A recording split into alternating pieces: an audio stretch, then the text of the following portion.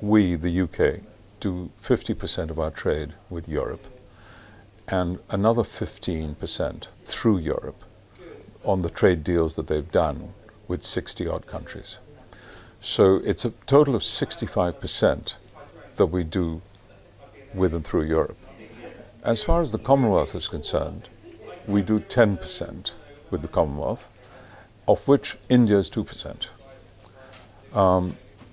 We're giving up 65% by leaving Europe and starting with the 10% that we have with the Commonwealth and 2% with India.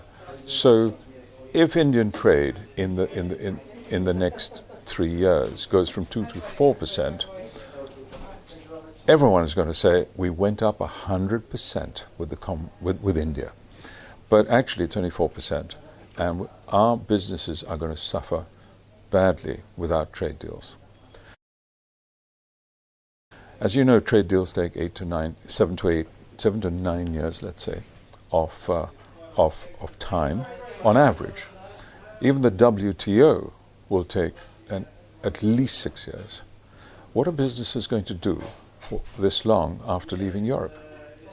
But there's something called trade distance gravity, which means the further you are, the less you trade. For example, Canada trades 60% with the US and only 10% with the EU because of the distance.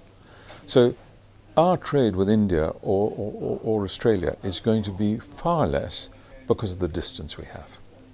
India is as big an economy as the UK. It's $3 trillion each. But the Indian economy is growing much faster. And I'm sure there are lots and lots of services and goods that can be exchanged. But India is protecting some of its industries. So it cannot be a free trade agreement. If it is, it's going to take ages, as I suggested earlier, around 8 years. So quick wins could be India reduces their duty on Scotch whisky and cars.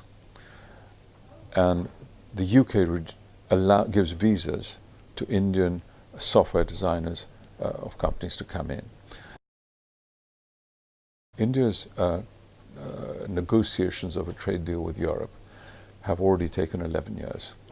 And actually the biggest impediment had been the UK. So it's an irony that India will do an immediate trade deal with Europe when Britain leaves the EU. Why would Indian companies want to go to Europe versus us? I mean, we've got these cultural links. Everyone speaks English, you know. Well, there are 444 million people in the EU, and there are only 64 million people here. So the low-hanging fruit and the wins from 444 million is much greater and easier than 64. And that's why people want a larger market first, and then they can come to the UK.